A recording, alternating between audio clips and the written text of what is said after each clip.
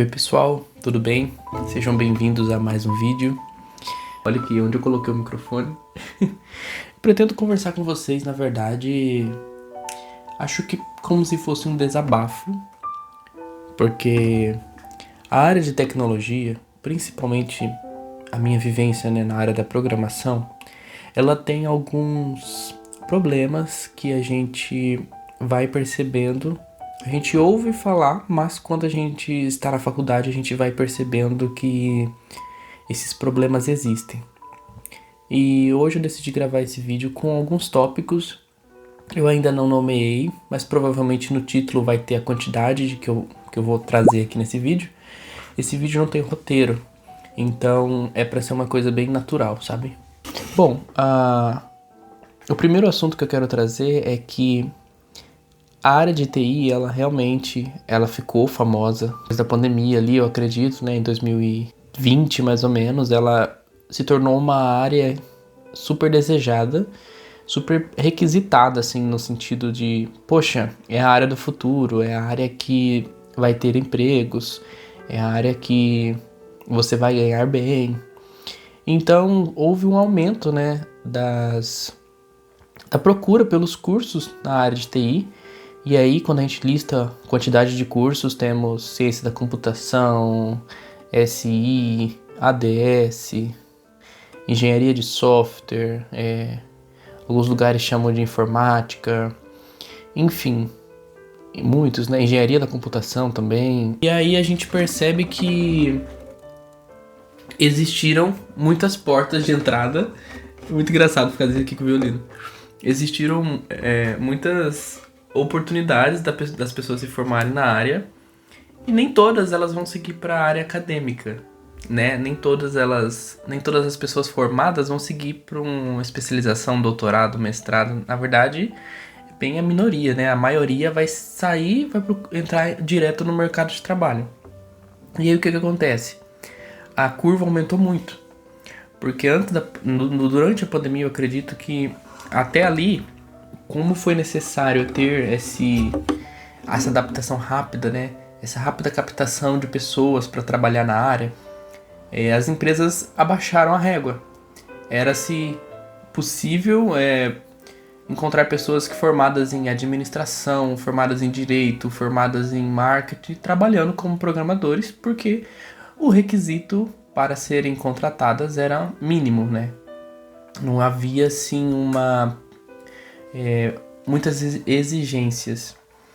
E depois disso, depois que acabou ali o ápice do Covid, né, as pessoas foram percebendo que agora eu preciso melhorar a qualidade do meu sistema, melhorar a qualidade do meu software.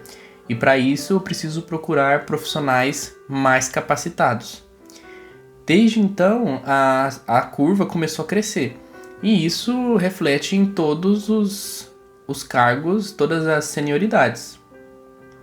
Então, para contratar um pleno ficou mais requisitado, houve mais exigências, né?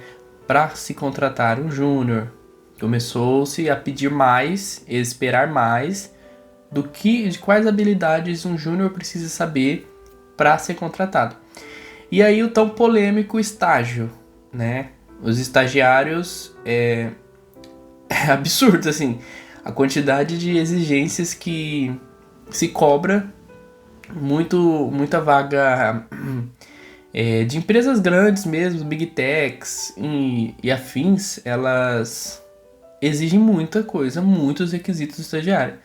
É aquela piada, né, 3 anos de experiência, uma pós-graduação na Alemanha, falar 4 línguas. Esse tipo de piada pode parecer só uma fantasia, mas existem empresas que realmente cobram uma certa experiência, alguns conteúdos que é coisa de pleno saber, cobra-se na entrevista de estágio.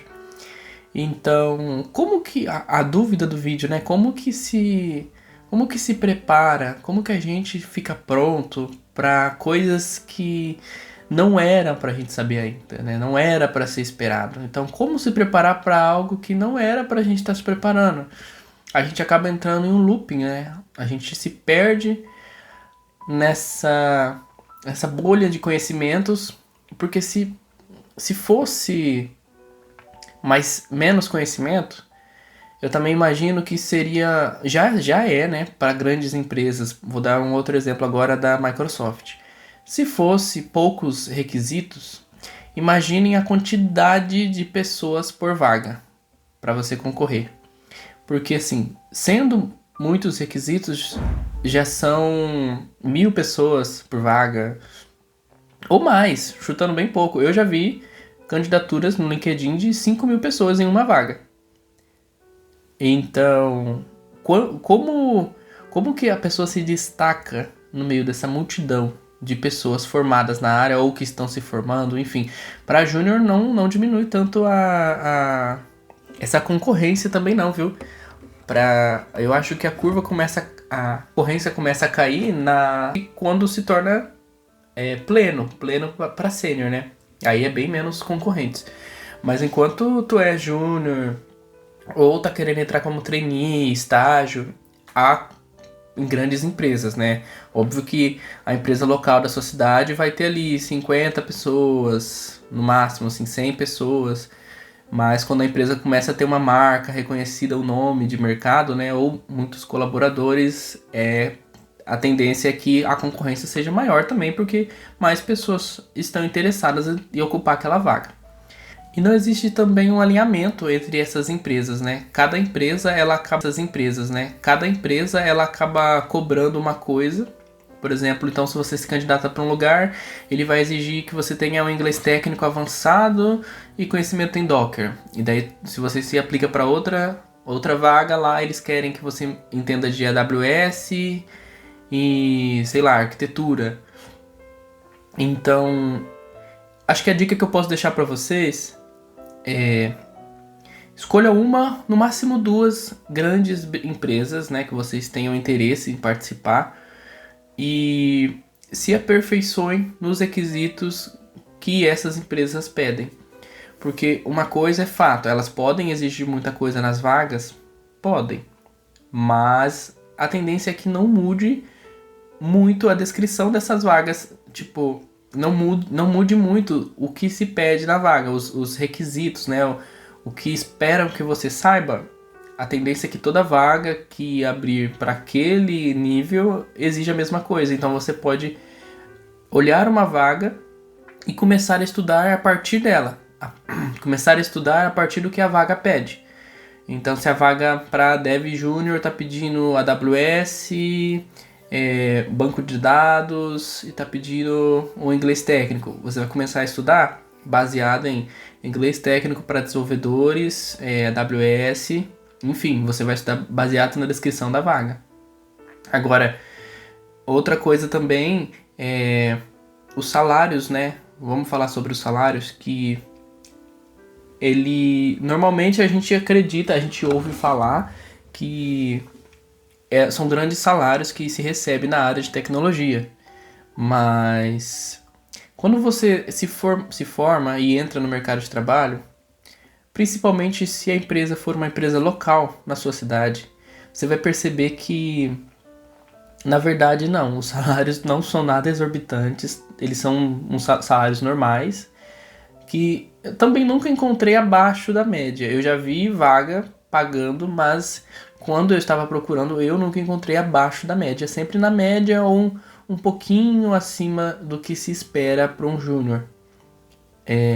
Então, não se iludam com salários de 6 mil reais para júnior, salários de 7 mil reais para júnior.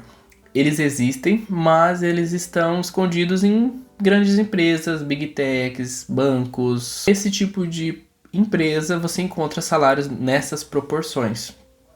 Mas, na realidade, no que a maioria das vagas vai pagar, vai ser um salário comum, um salário legal, mas nada fora da realidade. Então, você tem um plano já traçado. Por exemplo, você tem X anos e daqui 3 anos você quer estar ganhando tantos reais. Cara, para você conseguir isso, você precisa desenvolver um PDI e ver o que você precisa aprender qual que é a caminhada que você precisa para chegar lá e ter isso estruturado, sabe? Eu sei que não existe uma fórmula mágica, pode ser que daqui a 3 anos você ainda não tenha alcançado, mas você tendo um plano traçado, isso já te diferencia da maioria das pessoas.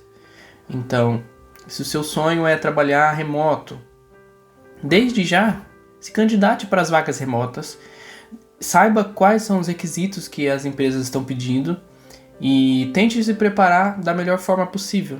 Assim como eu dei a dica para as vagas de estágio, aqui também se aplica. Normalmente, para você conseguir trabalhar remoto para outro país, espera-se que a senioridade seja pleno ou sênior. Então, nas vagas, procure saber quais são os requisitos de uma pessoa plena.